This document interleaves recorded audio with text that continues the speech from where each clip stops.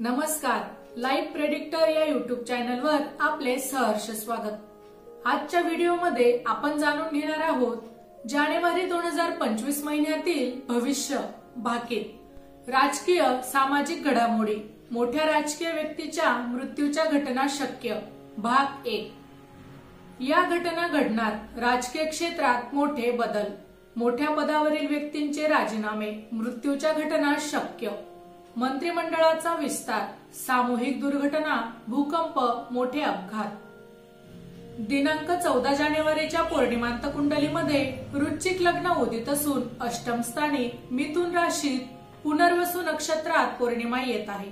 धनस्थानी रवी बुध, तृतीयेत Pluto, चतुर्थात Shani शुक्र, पंचमात Neptune राहू, षष्ठात हर्षल, सप्तमात गुरु व भाग्यस्थानी मंगळ अशी ग्रहस्थिती आहे।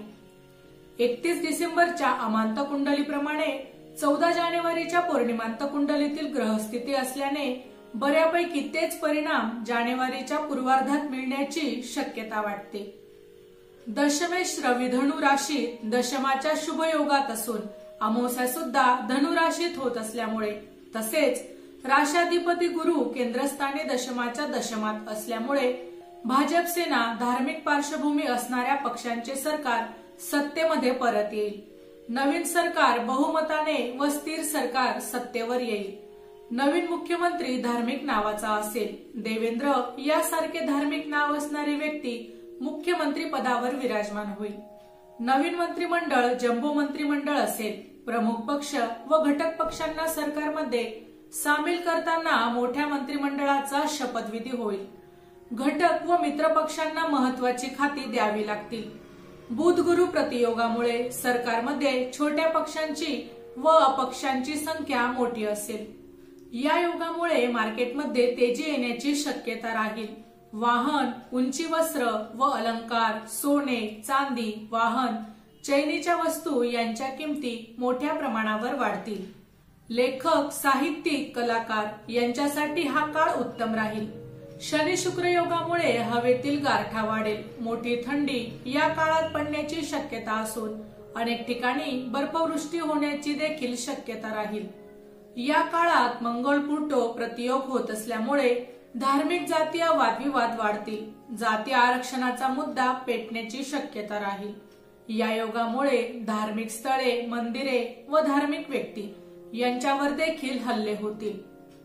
या योगामुळे शेजारील राष्ट्रांमध्ये हिंसा, स्फोटक घटना किंवा सत्तांतर होण्याची शक्यता असून जनता बंड करेल। बंद, निदर्शने यातून मोठी हिंसा होण्याची शक्यता वाटते। सप्तम भावाजवळ हर्षल असल्याने काही देशात युद्ध पेटण्याची शक्यता राहील। आंतरराष्ट्रीय पातळीवर मोठे व अनपेक्षित बदल संभवतात। काही देशात अस्थिरता निर्माण होईल। अमेरिका अध्यक्षीय निवडणुकीत विरोधी पक्षाचे पारडे जड राहील। सत्तांतर होऊन ट्रम्प यांना अध्यक्षपदावर संधी मिळू शकते। खेळाडू व पोलीस, मिलिटरीसाठी हा काळ प्रतिकूल राहील। खेळाडूंना दुखापत तसेच पराभवाचा सामना करावा लागेल।